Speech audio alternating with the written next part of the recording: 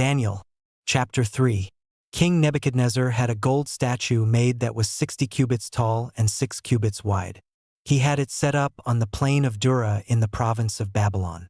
Then he summoned the provincial governors, prefects, local governors, counselors, treasurers, judges, magistrates, and all the officials of the provinces to come to the dedication of the statue he had set up. They all came to the dedication of the statue Nebuchadnezzar had set up and stood in front of it.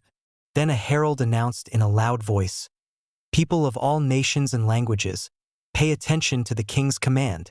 As soon as you hear the sound of the horn, flute, zither, trigon, harp, pipes, and all kinds of musical instruments, you must fall to the ground and worship the gold statue that King Nebuchadnezzar has set up.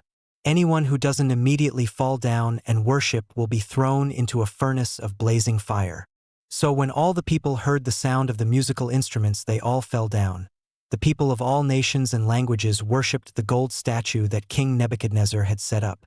Right then, some of the astrologers came forward and made accusations against the Jews. They said to King Nebuchadnezzar, "May your majesty the king live forever. Your majesty has decreed that everyone who hears the sound of the musical instruments shall fall down and worship the gold statue, and that anyone who does not shall be thrown into a furnace of blazing fire. But there are some Jews that you placed in charge of the province of Babylon, Shadrach, Meshach, and Abednego, who pay no attention to your majesty's decree. They do not serve your gods and will not worship the gold statue you set up." This made Nebuchadnezzar absolutely furious.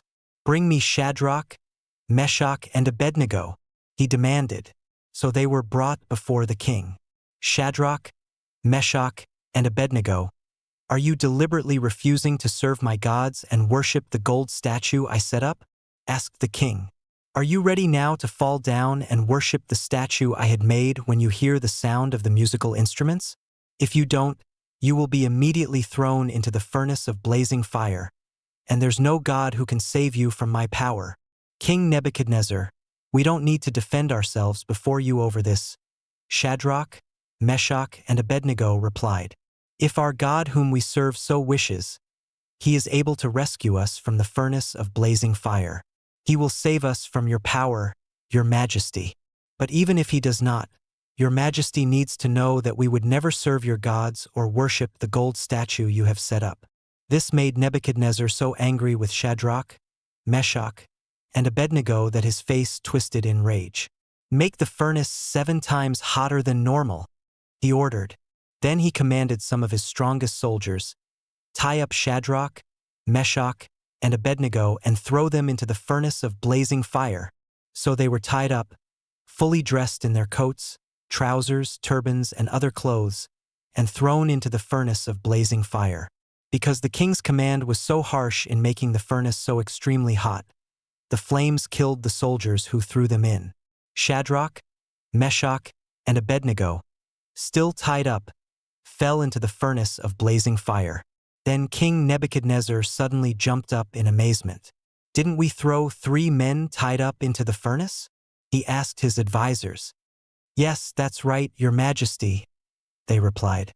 "Look," he cried out. "How is it that I can see 4 men, not tied up, walking around in the fire and not being burned? And the 4th one looks like a god." Nebuchadnezzar went towards the door of the furnace of blazing fire. "Shadrach, Meshach, and Abednego, servants of the Most High God, come out, come here," he shouted. So Shadrach, Meshach, and Abednego came out of the fire. The provincial governors, prefects, local governors, and the king's advisors gathered around them and saw that the fire had not harmed them. Their hair wasn't singed. Their clothes weren't scorched. There wasn't even the smell of smoke. Then Nebuchadnezzar said, "Praise the God of Shadrach, Meshach, and Abednego. He sent his angel and he rescued his servants who trusted in him. They disobeyed my royal command, putting their lives on the line, and refused to worship any other gods except their God. Consequently, I am issuing a decree that if anyone of any nation or language speaks disrespectfully about the God of Shadrach, Meshach, and Abednego, they will be torn to pieces and their houses will be destroyed.